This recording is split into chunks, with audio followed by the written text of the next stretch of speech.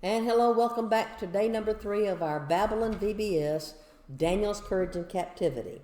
Our Bible story today and the activities that we're going to do in today's session of VBS deal with the story of Daniel's friends, Shadrach, Meshach, and Abednego, who are faced with a choice, and they choose to obey God even though their lives are threatened, and they will be thrown into a fiery furnace, but God will preserve them, and they will be just fine in the fiery furnace. So everything we're going to do today is going to point us towards the knowledge that whenever we're afraid, God is with us.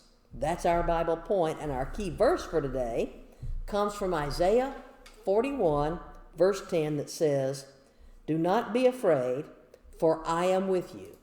Do not be discouraged, for I am your God." When we're facing troubled times, we need to know that God is with us and God is for us, no matter what.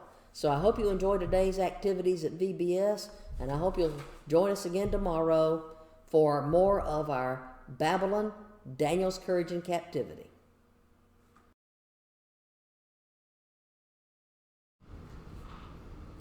And welcome to Cool Springs for day number 3 of our Babylon, Daniel's Courage in Captivity VBS. Today, our Bible point is that when you're afraid, God is with you. And our scripture verse is from Isaiah chapter 41, verse 10, and it says, "Don't be afraid, for I am with you. Don't be discouraged, for I am your God."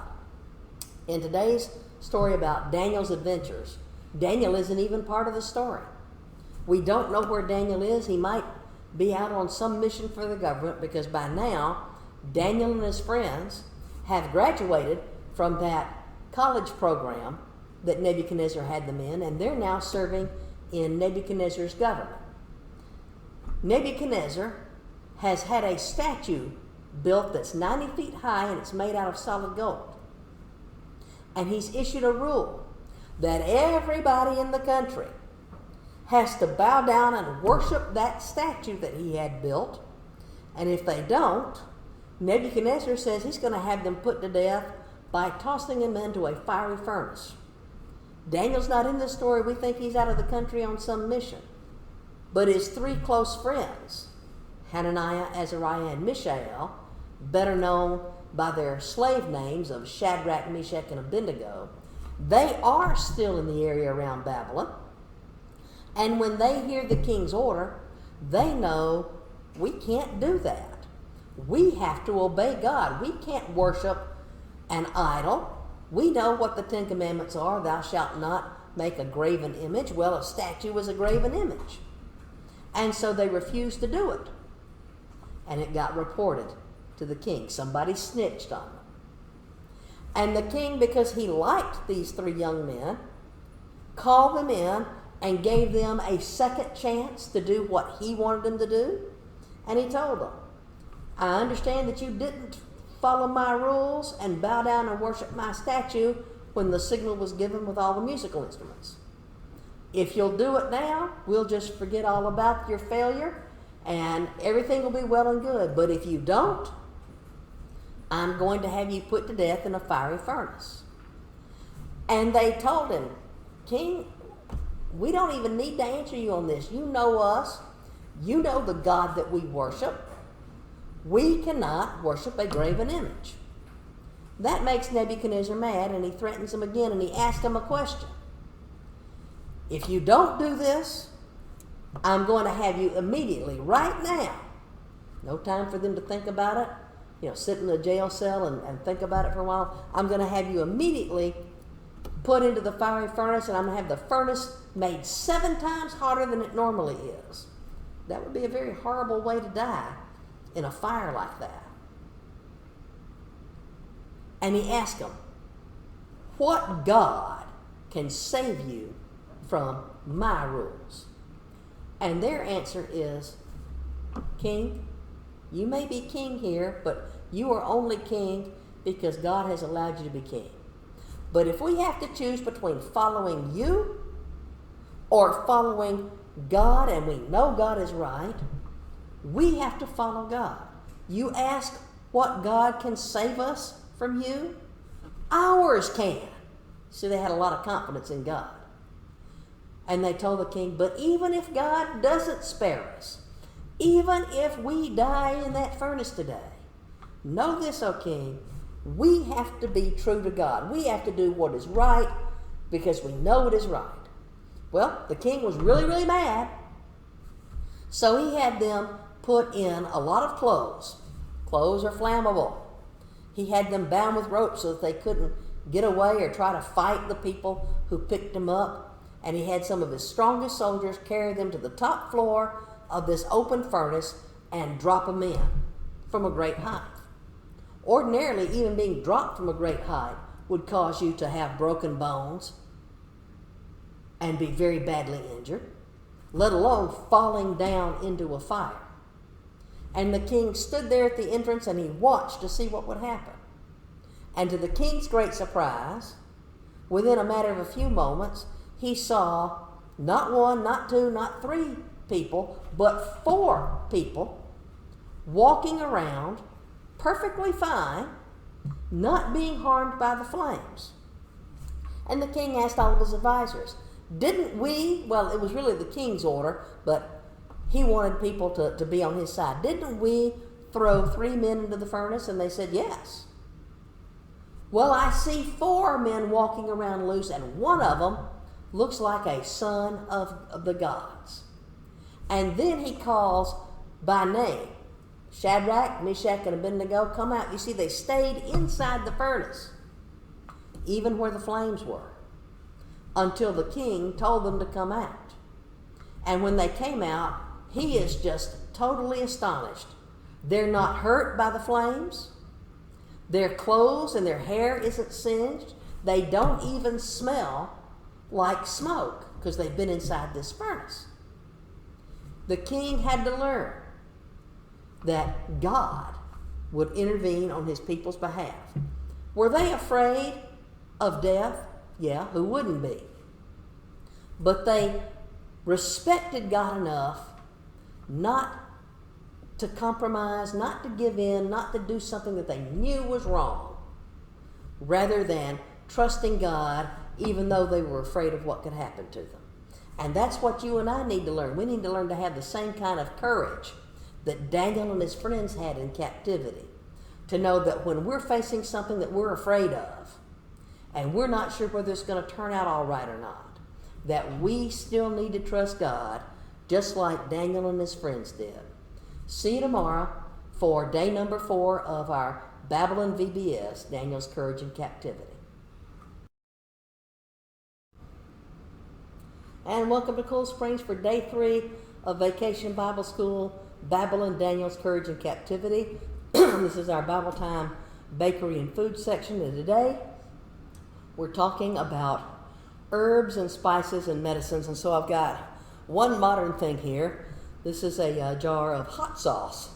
Hot sauce would not have been available in Daniel's time, but it is in our modern world, where some people will take food that's been cooked and they'll add the hot sauce to it to give it a flavor that they like.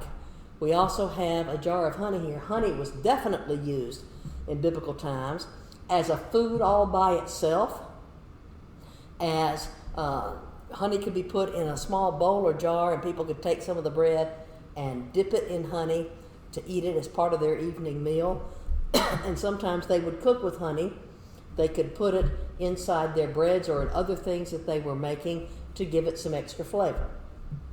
We've also got here salt and pepper. Salt was an important part of their diet. In fact, salt was not only used for preserving food. Salt was so valuable at being a preservative in general that it was often used for money. You could pay for other items that you wanted to get by giving the person who was running the shop a certain amount of salt.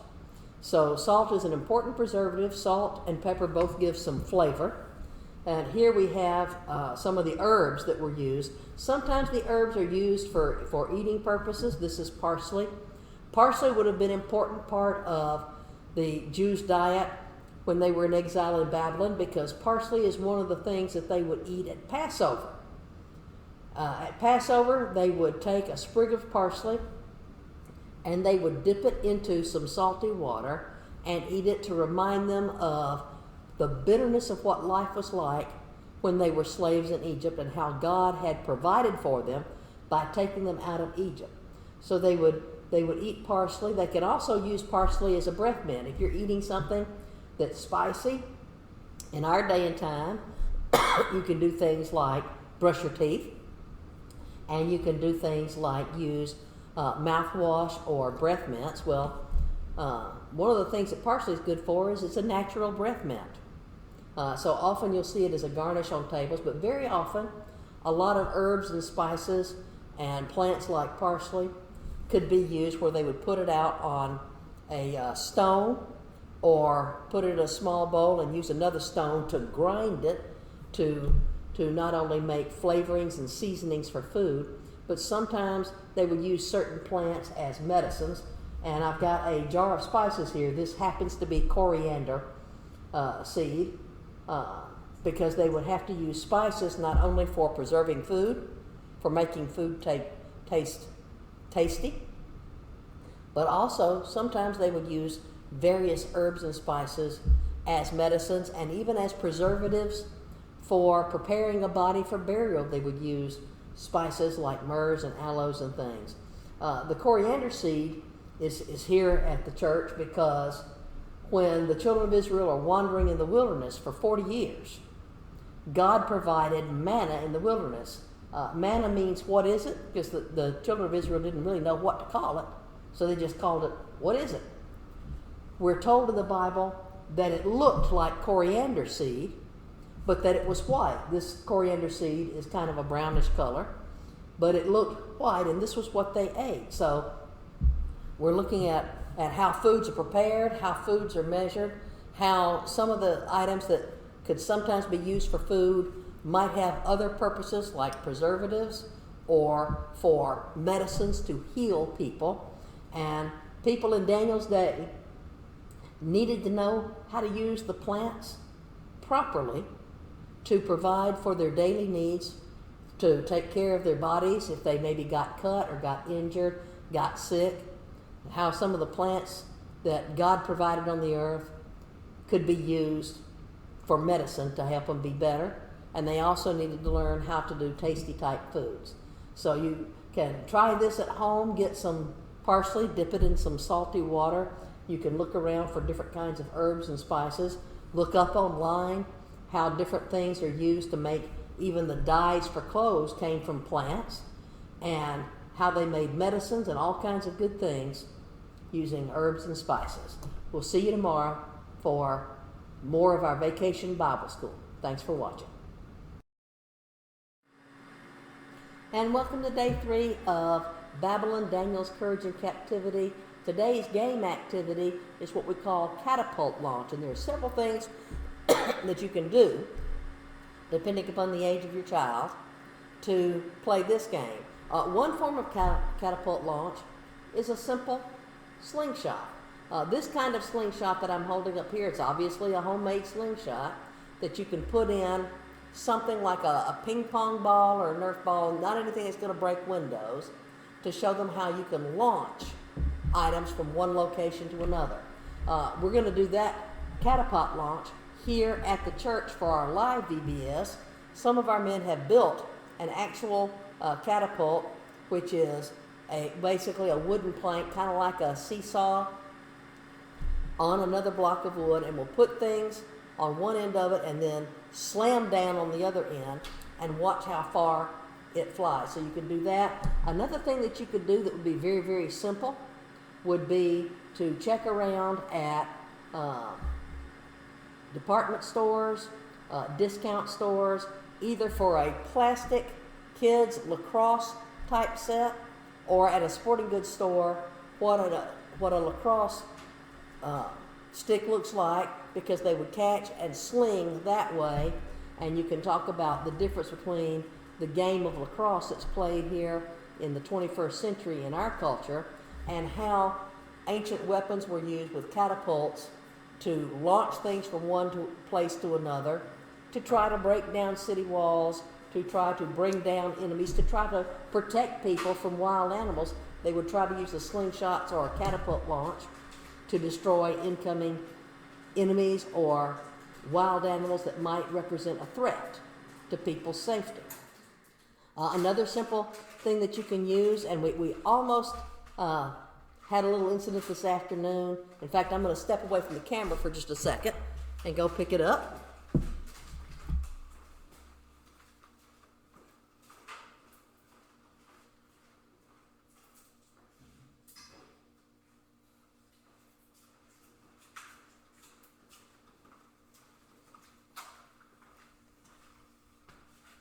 I hadn't planned on this, but it just happened. And it's just, because it just happened, it's just too good not to share. We were taping just a few minutes ago our weekly Bible study podcast. We started a new Bible study tonight called The Feast, God's Appointed Times. If you were to look at that podcast recording of session number 1 of The Feast, partway through it, you'll hear a lot of noise in the background that probably is a little bit distracting to people who are watching that video. I know it was causing me to have some angst because I'm here in front of the camera teaching, and there's all this commotion going on and movement throughout the church, and I have, at that point, no idea what was happening. But here's what was happening. The camera operator, while we're in the middle of taping it, sees something moving on the floor in the hallway that's just to my right. A chipmunk got into the church building. And so she's reacting to that, and one of the members of the live class stepped outside, made a hurried phone call to some of the men in our church to let them know that there's a chipmunk loose in the building. So here come a couple of men, and they're going all over the place, and they brought in these fishnet type things to try and capture the chipmunk. Well, they caught the chipmunk, and they managed to put it in a plastic bag, and they were about to go do the humane thing, which was to take it outside and let it loose in the grass in the yard behind the church. But one of them, one of the younger men, asked if anybody wanted to see it. And rather than waiting until he got outside the church to let people see it, he opened the bag. Well, Mr. Chipmunk is running for his life, so Mr. Chipmunk jumps out, and even now, we don't know where in the church building the chipmunk is at. But what they're going to try to do is they're going to try to put a live animal trap that won't hurt him, but would just enclose him, and put some water in there because he's going to need water, and there's no open food that he could look for. And we're going to hope that we can sometime this week trap Mr. Chipmunk. But what you can do as far as teaching games like catapult is you can use slingshots, but you can also talk about fishing, because Babylon includes both the Euphrates and the Tigris rivers, and ancient peoples wanting to eat the fish could use nets like this to try to put them in the water and wait for a fish to swim in and then quickly yank them up. You could even do that if you have like a kiddie wading pool. You can put some objects in there. One game that we played in previous VBSs that worked very well was to get a large-sized kiddie pool and fill it with water and put a watermelon in there, because the watermelon will float if you have enough water in there. But the wet watermelon is pretty hard to try to reach down and grab, and you try to grab it and it slips out of your hand. So you could use that as a way to talk about life in ancient Babylon, how they needed to capture food to survive and to provide for their families, but make a game out of it. So we hope we'll see you again tomorrow for day number 4 of Babylon, Daniel's Courage in Captivity, Games VBS. Thanks. Okay, boys and girls, we are at day 3, and day 3 is Isaiah 41:10. Fear thou not, for I am with thee. Be not dismayed, for I am thy God. I will strengthen thee, yea, I will help thee. Yea, I will uphold thee with the right hand of my righteousness. In Daniel chapter 3, three of Daniel's good buddies, Shadrach, Meshach, and Abednego, got in trouble with the king because they wouldn't bow down to the statue. So the king threw them in a fiery furnace.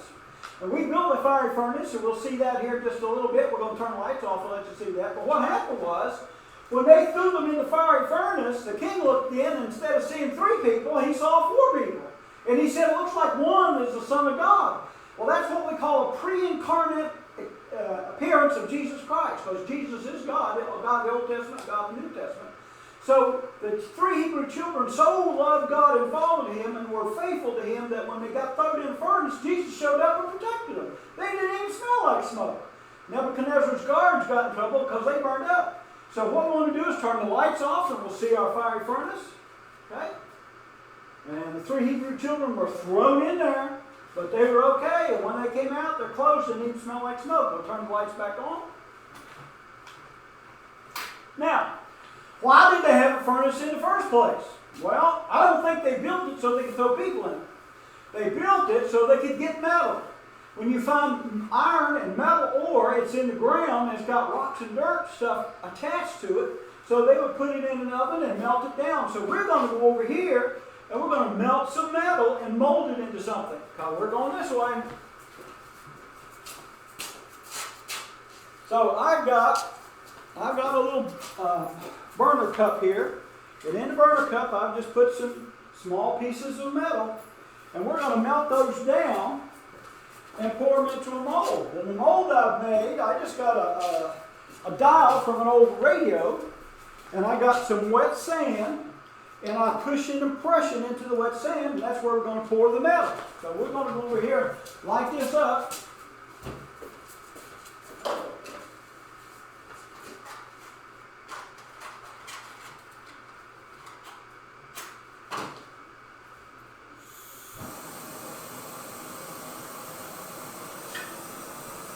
You need mommy and daddy to help you with this kind of stuff, so don't you try that. But I'm just going to melt this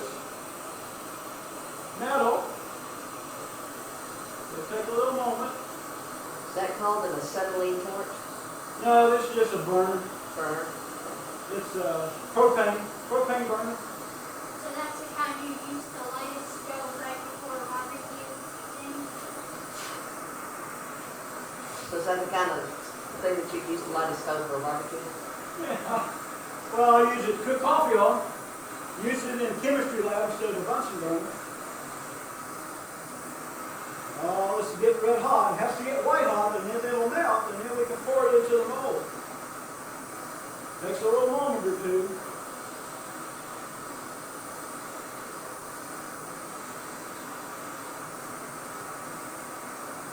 Melted faster the other day when I did it. It must be humid in here.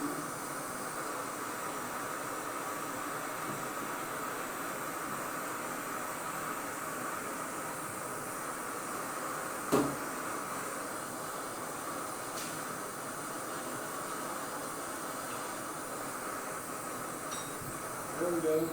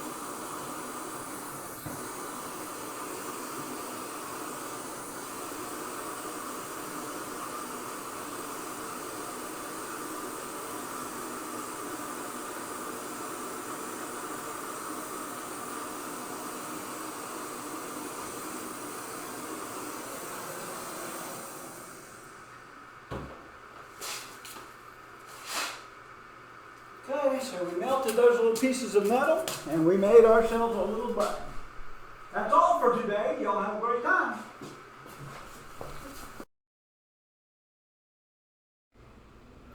And welcome to day 3 of our Babylon, Daniel's Courage in Captivity VBS, our discussion of the animals that were in the Bible and specifically in the area of Babylon. Because Babylon has 2 great rivers, the Euphrates and the Tigris, and they run together close to the Persian Gulf.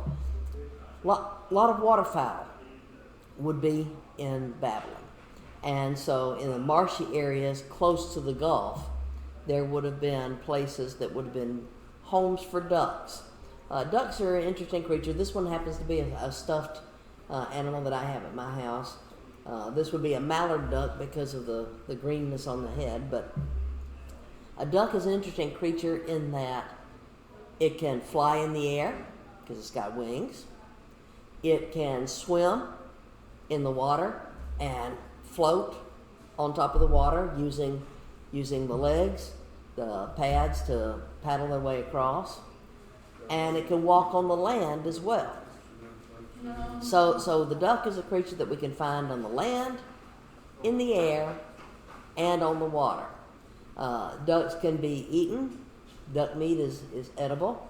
Ducks produce eggs that could also be eaten or allowed to grow into more ducks. And so Daniel and his friends, as they were living their lives in Babylon, would have had plenty of opportunities to see ducks. And sometimes, because the ducks can fly and they migrate during the seasons of the year, sometimes they'll migrate down to warmer waters and fly back up to a slightly cooler climate at different times of the year. Sometimes I wonder if Daniel must have wondered about the freedom that the duck had to move about from place to place, because Daniel and his friends, of course, had been taken out of their homeland against their will and sent to Babylon to live, and they were forced to go by slave names for the rest of their lives. So they didn't have the freedom that any duck they might have seen by the rivers, in the ponds, flying through the air would have had.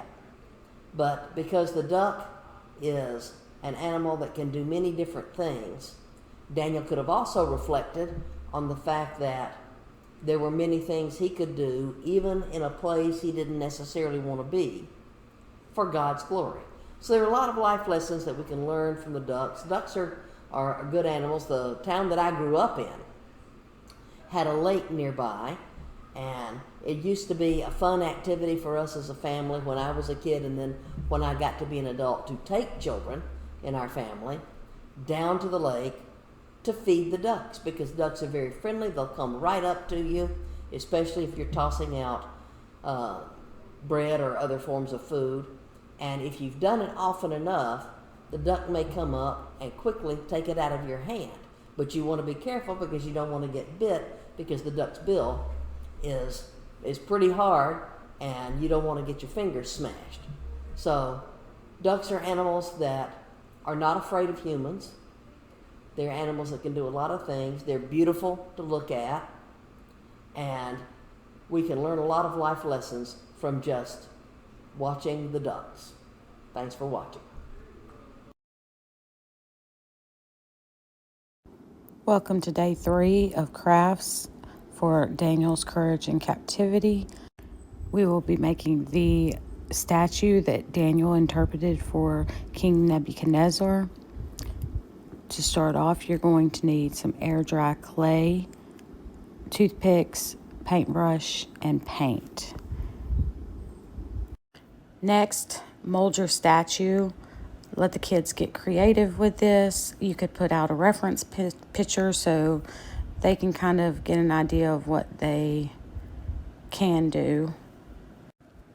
In Daniel 2, you can find the story of Daniel interpreting the dream for Nebuchadnezzar. It was dire to Daniel and his friends that he interpret this dream, so they petitioned God, prayed to God, praised him, and God revealed to Daniel what the dream meant.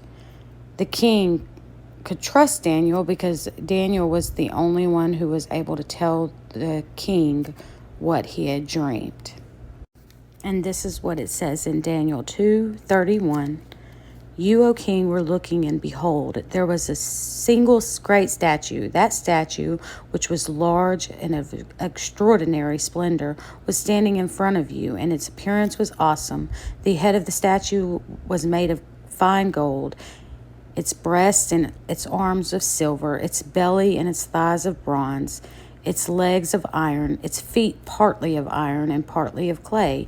You continued looking until a stone was cut without hands, and it struck the statue on its feet of iron and clay and crushed them. Then the iron, the clay, the bronze, the silver, and the gold were crushed all at the same time, and became like chaff from the summer threshing floor, and the wind carried them away, so that not a trace of them was found. But the stone that struck the statue became a great mountain and filled the whole earth. This was the dream. Now we will tell its interpretation before the king. You, O king, are the King of kings, to whom the God of heaven has given the kingdom, the power, the strength, and the glory. And wherever the sons of men dwell, or the beasts of the field, or the birds of the sky, he has given them into your hands and has caused you to rule over them. You are the head of gold. After you there will arise another kingdom inferior to you, then another kingdom of bronze. This is the third, which will rule over all the earth. Then there will be a fourth kingdom as strong as iron, and as much as iron crushes and shatters all things, so like iron that breaks into pieces, it will crush and break all these in pieces. In that you saw the feet and toes, partly of potter's clay and partly of iron, it will be a divided kingdom, but it will have in it the toughness of iron, inasmuch as you saw the iron mixed with common clay. As the toes of the feet were partly of iron and partly of pottery, so some of the kingdom will be strong and part of it will be brittle. And in that you saw the iron mixed with common clay, they will combine with one another in the seed of men, but they will not adhere to one another, even as iron does not combine with pottery. In the days of those kings, the God of heaven will set up the kingdom, which will never be destroyed, and that kingdom will not be left for another people. It will crush and put an end to all these kingdoms, but it will itself endure forever. And as much so as you saw, and a stone was cut out of the mountain without hands, and that it crushed the iron, the bronze, the clay, the silver, and the gold, the great God has made known to the king what will take place in the future, so the dream is true and its interpretation is trustworthy. So now we're just going to paint the statue. I didn't have time to let it dry, so I just painted it while it was wet, and it actually firmed up well after the fact and didn't have any cracking. So I think it's okay to paint your statue after you have formed it. So I'm just trying to, I went to Google to find the best colors to go with the stones that each part of the statue represented. And I'm just using the paints I have, mixing some together to get the right colors. To mold the statue, I pretty much just used my hands and toothpicks to add lines so that I know where I'm going to put the paint, and also to carve out the eyes and details of the statue.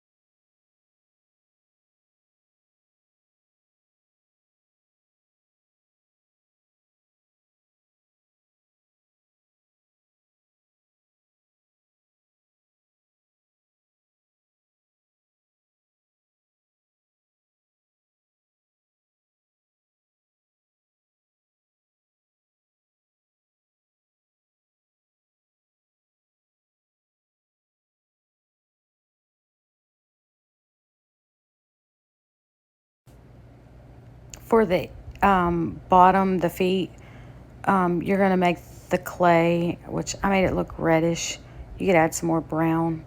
And I used the iron color that I used for the legs and just made it look like cracks through the clay, which would really weaken the feet and helps you better understand the interpretation. And also you can get the child to put their initials on the bottom so they know which statue is theirs. I hope you enjoy the rest of VBS. See you tomorrow.